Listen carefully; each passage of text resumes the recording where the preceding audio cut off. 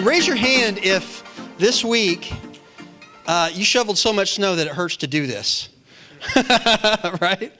I'm feeling it right in here. And you know, you just don't know when you move into a new house. You just don't know until you get there with the things that you're not going to like about it. And my driveway is one of them because there's no way to get the snow out of my driveway easy.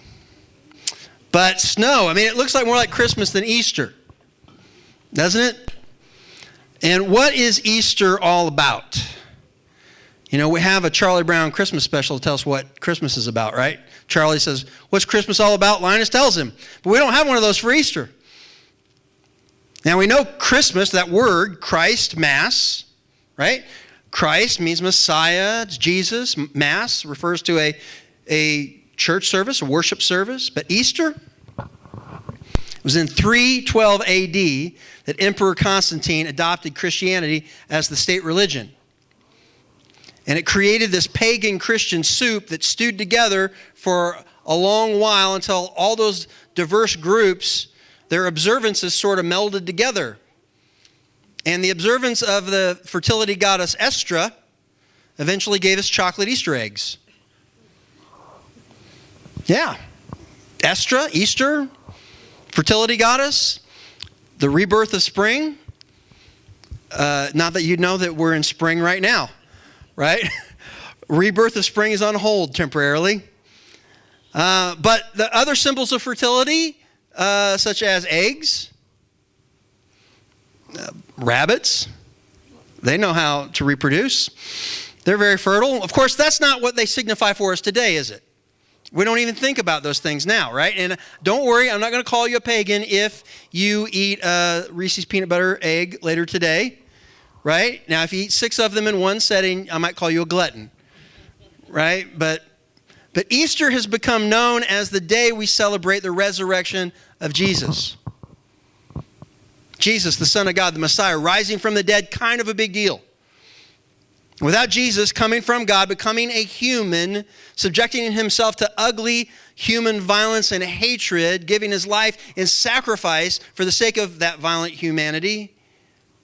When we put our trust in him, we have hope that life doesn't end when our mortal bodies do, all because of the resurrection.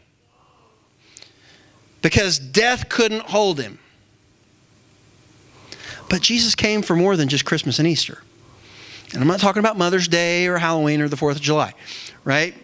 He lived a life on earth. He revealed a heavenly kingdom that was unlike any earthly kingdom. And he revealed a way of life, a set of heavenly ethics that are in stark contrast with humanity. Now, we say that we want to go to heaven, right? But I think there's a lot of people that claim Jesus, and I don't know that they really even like the kingdom of heaven. We view heaven as this like eternal beach vacation or Disney World, whatever you imagine it to be, right? We envision that, but it's a kingdom where the humble and the meek are in charge rather than the powerful and the bold. It's a kingdom where the master serves. It's servant love, sacrificial love. Love and justice abound there. And there are people who claim God, but I'm not sure that all of them actually really like him. And this was true in Jesus' day as well. There were people who claimed to know God, but didn't like him when they met him in the flesh. Jesus was God in the flesh. These people, they knew all the scriptures, but they didn't recognize the God of the scriptures when he stood right in front of them. And Jesus took aim at those who claimed to have God in their pocket. The religious elite who thought that they had all the right theology, but in the end they had no love. And that's what we see in John chapter 9. John chapter 9 is a story of Jesus healing a man born blind and the repercussions of what happened afterward. So let's look at, in John chapter 9, verse 1. It says, as he went along, that's Jesus, he saw a man born blind from birth. His disciples asked him, Rabbi, who sinned, this man or his parents, that he was born blind? You see, in their day, if life was good for you, that meant that God liked you. You must be righteous. God smiles upon you. But if life was bad for you, that meant that you or someone close to you was a no good sinner, and that God was punishing you. But Jesus said, neither this man nor his parents sinned. But this happened so that the works of God might be displayed in him. As long as it is day, we must do the works of him who sent me. Night is coming when no one can do work. While I am in the world, I am the light of the world. So your pain, your trials, even your mistakes, whatever has happened to you or because of you, in God's hands can bring him glory. And how do those things bring God glory? Well, it's when he redeems them. It's when he heals you. It's when he blesses you in spite of those things. It's when he meets you right in the middle of your pain and it becomes real to you in those moments in a way like he never was before. And Jesus said, he said it, this world is a dark place. Dark things are going to happen in the dark place. But he says, the good news is he is the light. He is the one who shines light, the light of the kingdom of heaven in this dark world. Verse 6. After saying this, he spit on the ground, made some mud with the saliva, and put it on the man's eyes. Go, he told him, wash in the pool of Siloam. This word means sent, so he sent him to sent. So the man went and washed and came home seeing. Now, we read a lot of these stories, right, from the scriptures. We read where Jesus heals somebody. And listen, when we read fiction, it's emotionalized to engage us. But a lot of times we read some of these amazing things and we read them flatly, right? We read them without much emotion. But do you realize this was a good day? I mean, this was a great day. A man born blind had an encounter with God in the flesh, and it blessed and transformed his life. And this guy was seen for the first time in his life. I mean, think about this. Think about someone, no doubt, had described to him, tried to explain to him the colors of the rainbow. But for the first time, he saw the blue sky. For the first time, he saw the white contrast of the clouds. He saw the green vines growing. He saw other people's faces, and the world that he had felt his way around his entire life suddenly was there, presented before him. This was an amazing day for this man. Can you imagine his joy on that walk home? But then, when you're so full of joy, there's usually somebody there to bring you down. And that's what he runs into.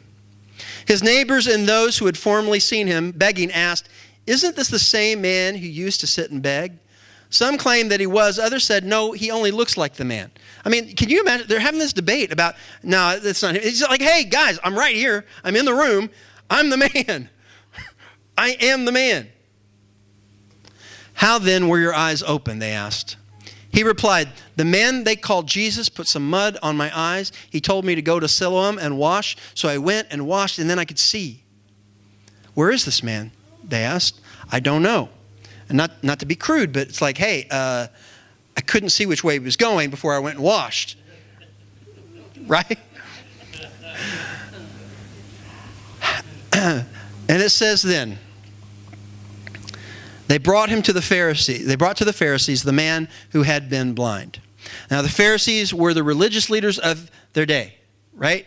And when we read the Gospels, it's not hard to see that they become the villains of the story. But understand, in this day, they were respected leaders. They were the ones you looked to for answers. They represented God in many ways in that culture. So they brought to the Pharisees the man who had been blind. Now the day on which Jesus made the mud and opened the man's eyes was a Sabbath. Therefore the Pharisees also asked him how he had received his sight. He put mud on my eyes, the man replied, and I washed, and now I see. The day was a Sabbath, and that's significant because the Sabbath is a holy day. The Sabbath is a holy day, and God created the world, and he said, take that seventh day, right? He created the world in 6 days, took his rest, and he said, work 6 days, follow that pattern, work 6 days, and then rest. Right? That's the purpose of it. The purpose of it was that we would go knock ourselves out, building and growing our life and do it all. Knock yourself out for 6 days, but then take a day off, cease working and take in a deep breath. Spend time on the things that are really important, like worship and family. Take a day to breathe in life. That was the purpose of the Sabbath. Sounds pretty good. But the religious leaders of Jesus' day had turned it into nothing more than a list of rules. And the Sabbath had actually become a burden.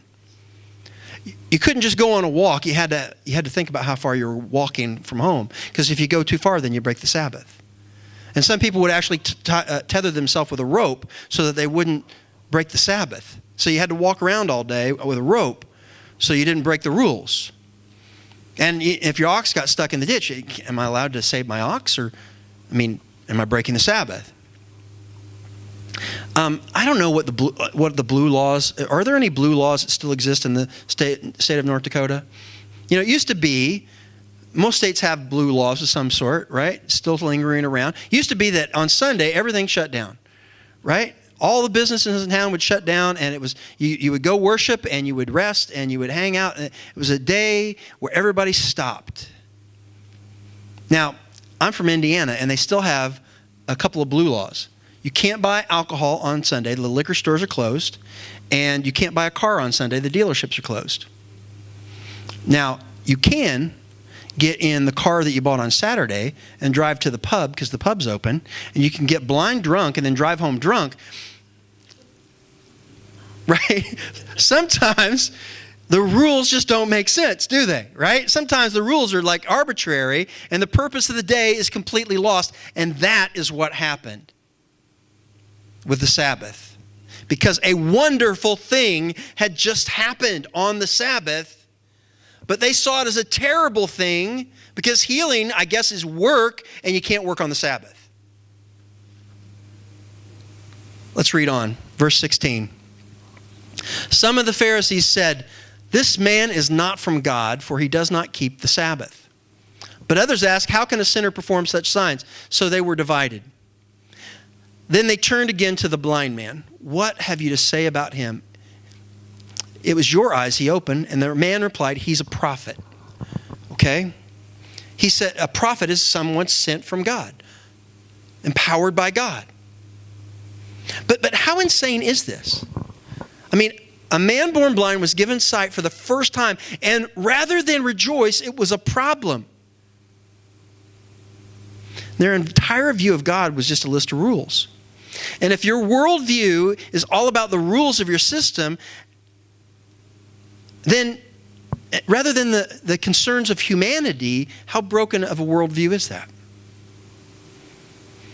I'm going to talk for a minute about the word religion. Religion. Often, I don't like the word religion attached to me. Now, it happens, right? I've been a Christian now for 30 years. I've been a pastor now for about 10. And people will refer to me sometimes as, "Well, you're religious." And I don't slap their hand. I don't correct them. I understand what they mean. But religion, as I view it, is kind of a dirty word. My aim is not to be religious. And let me explain what I mean. Because religion is performing to be accepted. Religion is all about performing to be accepted. I need to do certain things in order to climb my way up to God. Right? I need to do certain things, behave in a certain way, and then maybe God will like me and he'll approve of me. Or the community of faith will approve of me. Or the community in general. I do these things and then I'm accepted. That's religion. But Christianity is something different. Christianity is being loved and given free access to God.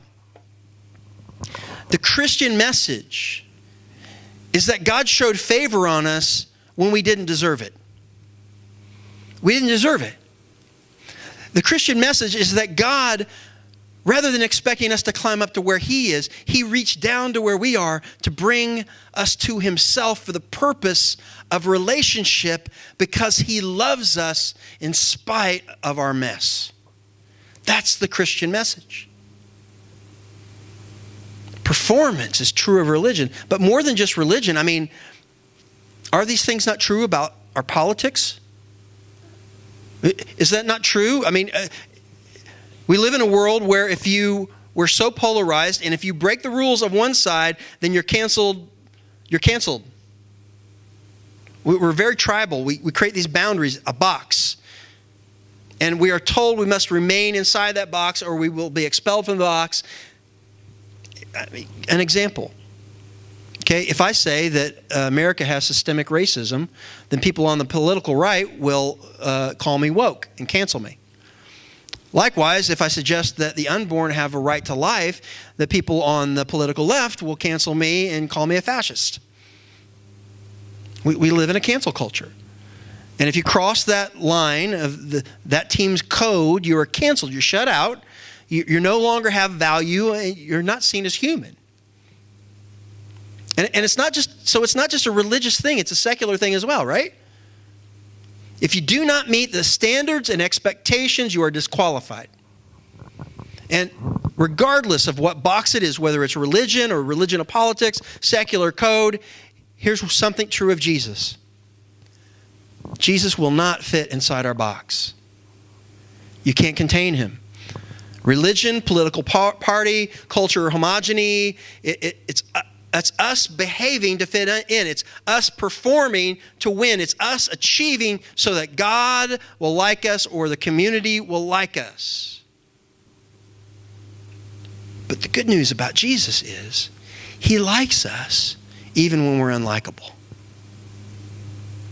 Have you ever felt like God couldn't possibly like you? He likes you. He likes you. And that's because Jesus is moved by our need, not our performance.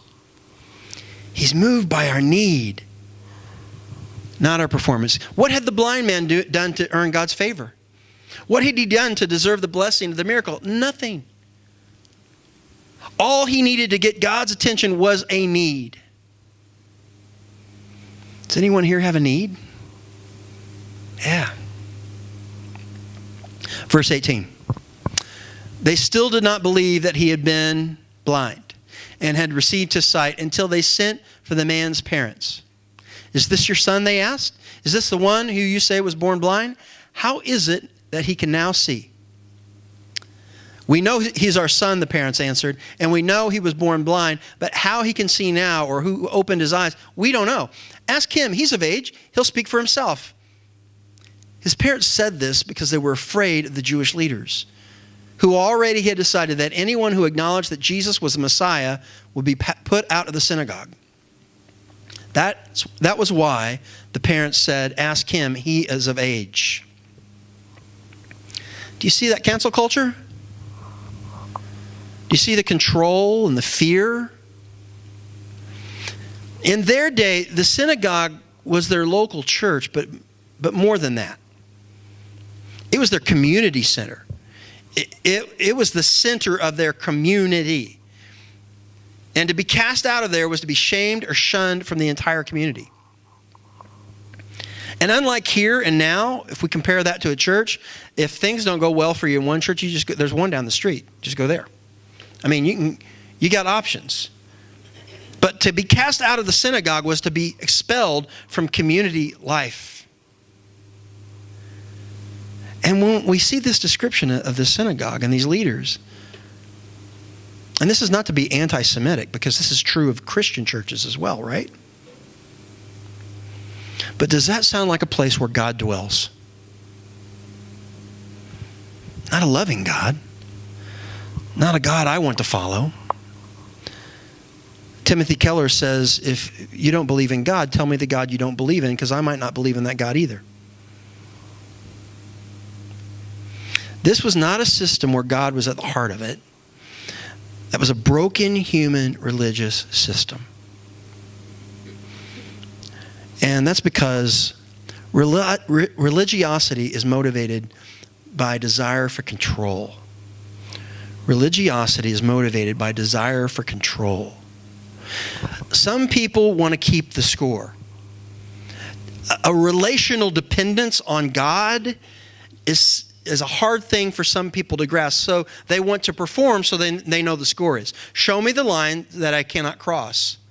And it's all about being inside the lines and following the right things. It has rules and expectations that must be met. And it only sees performance or lack of performance in people.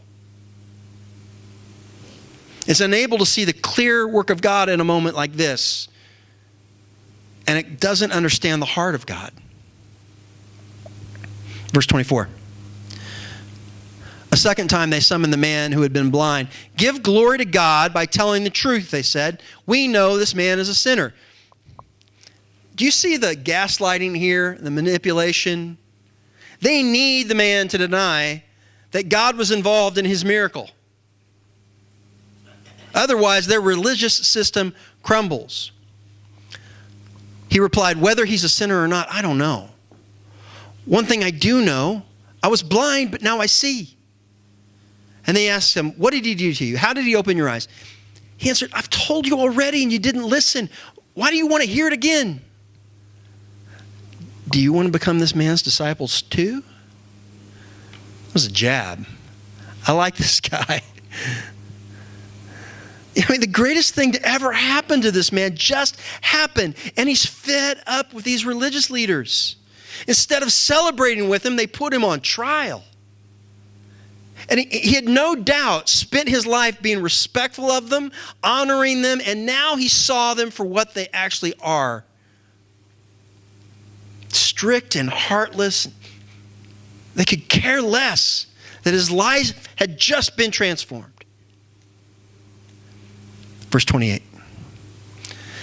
Then they hurled insults at him and said, you are this fellow's disciples. We are disciples of Moses. We know that God spoke to Moses, but as for this fellow, we don't even know where he comes from. The man answered, now that's remarkable. You don't know where he comes from, yet he opened my eyes. We know that God does not listen to sinners. He listens to the godly person who does his will. Nobody has ever heard of opening the eyes of a man born blind. If this man were not from God, he could do nothing. He was not willing to back away that God had done this for him.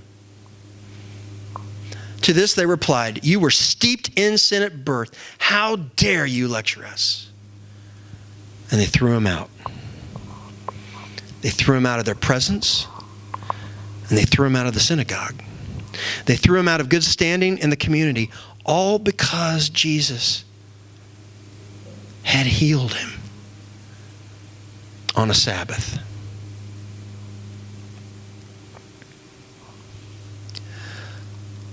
Jesus heard that they had thrown him out. And when he found him, he said, do you believe in the Son of Man? Who is he, sir? The man asked. Tell me so that I might believe in him. Do you realize everything foundational in this man's life had just come crumbling apart? The community that he thought he could count on had just fallen apart. His own parents wouldn't even have his back for fear of the community. And everything he had believed in was a sham and a mockery of the true living God. And Jesus said, do you believe in him? He's like, give me something to believe in. Who is he that I might believe in him? Jesus said, you've now seen him. In fact, he is the one speaking to you. And the man said, Lord, I believe. And he worshiped him. When you're like this man, when you find yourself sick of religion, Jesus is there to believe in. When you find yourself in a place where everything maybe you've staked your life on, whether it's a system, a community, a political party, whatever it may be, and you see how hollow it actually is, and you don't know what to believe in, Jesus is there to believe in. The authentic and true Jesus. And listen, there are churches where people have lost their faith because the community got it wrong, like these guys got it wrong. Now listen, Central City is not here for anyone to believe in. We're not starting this church so that you can believe in Central City. Now, I hope that we do some things right, but we're human. We're probably occasionally going to get some things wrong. But in the grace of God, we hopefully get more things right than we get wrong. But the fact is that we are not saying, look at us. We are saying, look at him. Because we are not the focus. Jesus is the focus. That's why we say we want to strive to keep Jesus central in all we strive to be and do. Jesus, who invites us into a relationship that is meant to start right now. And it's a relationship that extends beyond Easter and is meant to be present in each and every one of our days. It's a life of walking with him and learning from him, learning how to be a citizen of the kingdom of heaven, learning how to be a child of God. A life of getting to know the God who cares for your need rather than your performance. Verse 39. Jesus said, "For judgment I've come into this world, so that the blind will see and those who see will become blind." Some Pharisees who were with him heard him say this and asked, "What, are we blind too?" And Jesus said, "If you were blind, you would not be guilty of sin. But now that you claim you can see, your guilt remains." Anyone who claims to have God in their pocket, anyone claims to be superior, to understand all, to have all the answers, he's saying you're blind. But Jesus' purpose was this. Jesus came to bring spiritual sight to the spiritually blind. Jesus came to this dark world to illuminate an alternative way, the way of God, the kingdom of heaven. He came to help us see clearly. Jesus can help us when we admit we don't have it all together. When we admit we don't have all the answers. When we admit we don't always see clearly. Jesus can help us when we admit that we have need, that we have flaws. And a person might ask, how can I know that Jesus has all the answers? Well, what's our biggest problem? Is it not death? That's something we haven't solved. But Jesus proved he had the answer to our biggest problem when he rose from the dead. He proved it. And why did he do it? He did it because of our greatest need. Scripture tells us that all have sinned. Now sin, the word sin, just simply means to miss the mark. You're aiming for something, but you miss it. And if we see that God is on the mark, that means that we can't match it. We can't target him. We can't match that perfection. As I mentioned earlier, religion is performing to be accepted. But God knows that we're going to miss the mark. He knows that we can't perform our way to the mark. So that's why Jesus came and hit the mark for us. He came, became a human, died, was resurrection, and he makes a way for us to hit the mark. He reached down to bring us to where he is. So what do we need to do? Well, as I said, we can't perform our way into it. We need to simply want it and ask for it. And listen, we need to want to be citizens in the kingdom of heaven.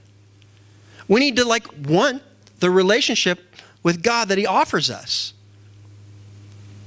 Right? Too many times we view accepting this free gift as if I don't even have to think about it.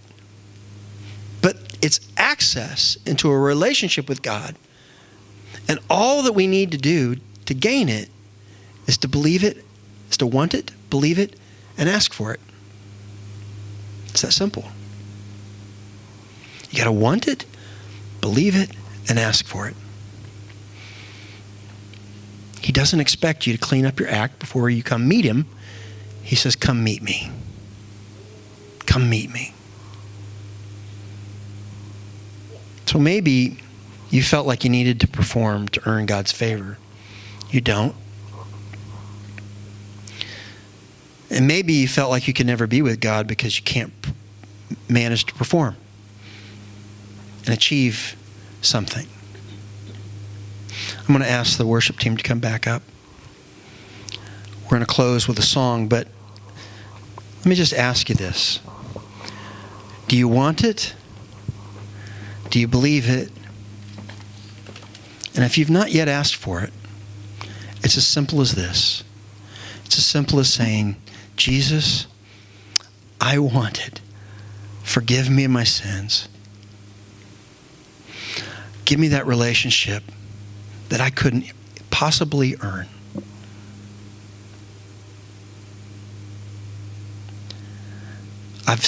Maybe you've staked your hopes and dreams and things that have turned up empty.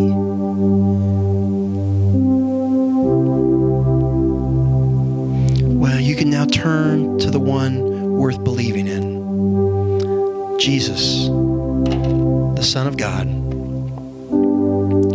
We're going to sing this song. And you can make this your prayer and build your life on him.